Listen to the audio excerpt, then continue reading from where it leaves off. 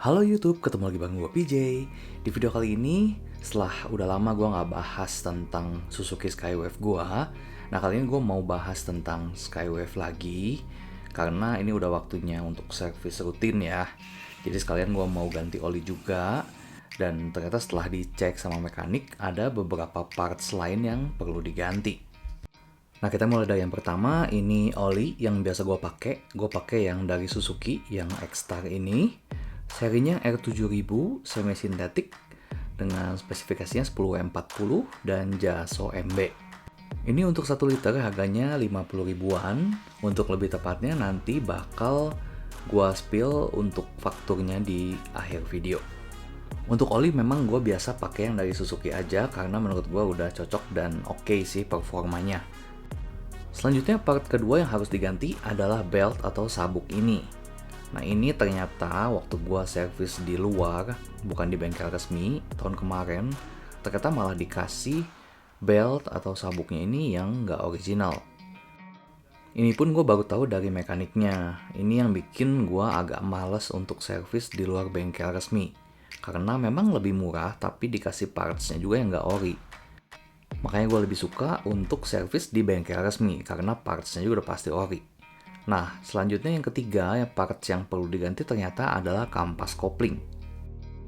Jadi ini awalnya gue ditawarin untuk bongkar CVT, mau dicek siapa tahu ada yang perlu diganti, dan ternyata memang kampas kopling ini udah perlu diganti.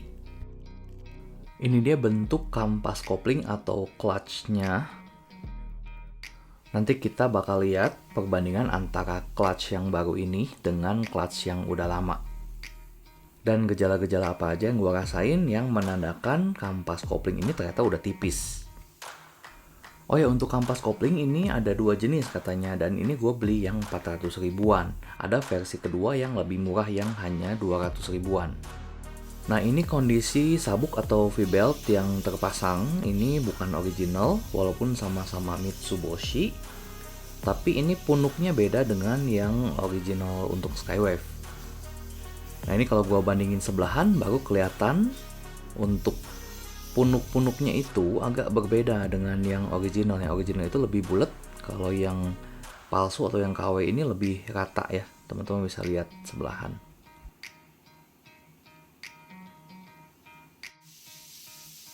Nah ini kondisi CVT waktu lagi dibongkar, dan ini kampas kopling yang lama mau dilepasin dari mangkoknya. Ini pakai alat kayak gini.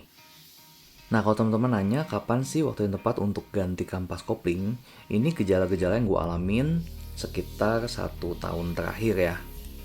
Biasanya kalau mesin motor masih dingin, itu kayak ngeden di gigi 1 ya. Walaupun ini matic, tapi kan ada gigi yang rendahnya. Nah itu tuh kayak nggak mau naik ke gigi yang lebih atas lagi. Jadi ngeden, mesinnya itu kayak ngegerung gitu ya revnya. Tapi kalau misalnya udah panas nanti bisa normal lagi. Nah ternyata ini penyebabnya adalah kampas kopling yang udah habis.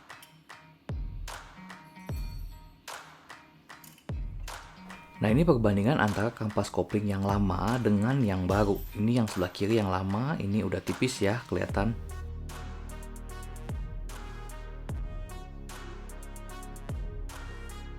Nah, di sini yang menarik, ini di kampas kopling yang lama ada tanggal produksinya, 21 Juli 2012. Yang berarti ini udah hampir 11 tahun ya. Tapi gue sendiri sebenarnya lupa sih kapan terakhir ganti kampas kopling ini. Kalau misalnya dilihat dari tanggal yang ada di samping, itu ada tanggalnya itu tahun 2015 ya. 0215. Nah, ini dibandingin dengan yang baru itu kan ada tanggalnya 0323, berarti bulan Maret 2023. Berarti kalau misalnya ini yang tanggal bawah itu akurat, berarti gue kemungkinan ini terakhir ganti tahun 2015. Jadi ini gue udah pakai sekitar 8 tahun loh. Dan 8 tahun ini waktu kemarin gue ganti itu harganya sekitar 400 ribu. Berarti 400 ribu bisa dipakai untuk 8 tahun, menurut gue ini awet banget sih. Ya kalau misalnya dihitung-hitung 400 ribu dibagi 8, berarti sekitar 50 ribu per tahun. Sekilas kelihatan mahal ya 400 ribu, tapi karena ini masa pakainya cukup lama, jadi menurut gue ini worth it banget sih kita untuk ambil kampas kopling yang harga 400 ribu. Karena ada yang versi Satu lagi nggak tahu itu bedanya apa ya, mungkin ada yang buat Hayate, ada yang buat Skywave, tapi yang satu itu harganya 200 ribuan, sedangkan yang gue beli ini yang 400 ribu, karena yang sebelumnya yang terpasang juga itu yang 400 ribu. Oh ya, ini karena sekalian dibuka, jadi ketahuan Kickstarternya itu agak berkarat, jadi ini kayak nggak berfungsi gitu Kickstarternya, akhirnya dibersihin dan bisa dipakai lagi Kickstarternya. Nah ini udah dipasang lagi cover CVT-nya. Nah ini jadi udah sekalian pasang V-belt dan juga udah sekalian ganti oli juga. Overall motor ini masih sangat enak untuk dipakai harian ya, karena ini gue udah restorasi cukup banyak di tahun 2022. Jadi motornya memang masih enak untuk dipakai. Dan gue pun gak ada rencana untuk jual atau ganti motor lagi, karena memang belum ada yang betul-betul cocok ya. Oh ya, untuk servis rutin ini gue biasanya di bengkel Suzuki yang Sanggar Mas di Soekarno-Hatta, Bandung. Ini mekaniknya yang biasa nanganin namanya Mas Indra.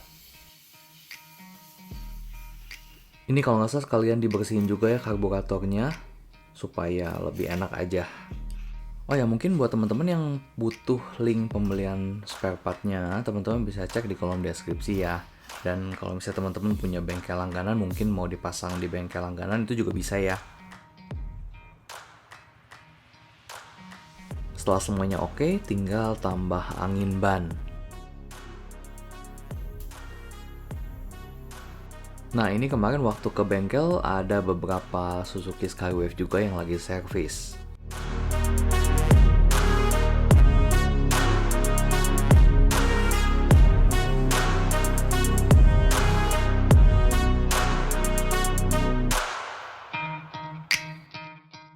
Nah ini gua spill untuk notanya. Ini yang pertama, ini spare part yang diganti. Yang pertama ada clutch SC, itu kampas kopling tadi. Ini harganya 404.954. Terus ini V-beltnya tadi, ini harganya 213.000. Dan untuk oli itu harganya 52.000. Jadi total untuk partsnya plus PPN itu sekitar 744.000. Dan selanjutnya ini untuk jasanya, ini jasa servis rutin 75.000 dan jasa bongkar pasang CVT itu 60.000. Jadi ini total pengerjaan 135.000 ditambah spare part tadi, jadi totalnya 880.000. Memang cukup tinggi ya biayanya, tapi gua rasa karena seperti yang teman-teman lihat tadi, untuk kampas kopling itu tadi gue pakai 8 tahun, berarti ya nggak bisa dibilang mahal juga sih, relatif ya, karena mahal memang di pertamanya, tapi karena awet jadi kayak nggak gitu mahal sih hitungannya. Oke, sampai sini dulu videonya. Semoga informasinya bisa bermanfaat buat teman-teman yang sesama pengguna Suzuki Skywave. Kalau misalnya teman-teman masih ada saran, kritik, dan pertanyaan, teman-teman bisa tulis di kolom komentar di bawah. Sampai ketemu di video selanjutnya. Thank you, bye-bye.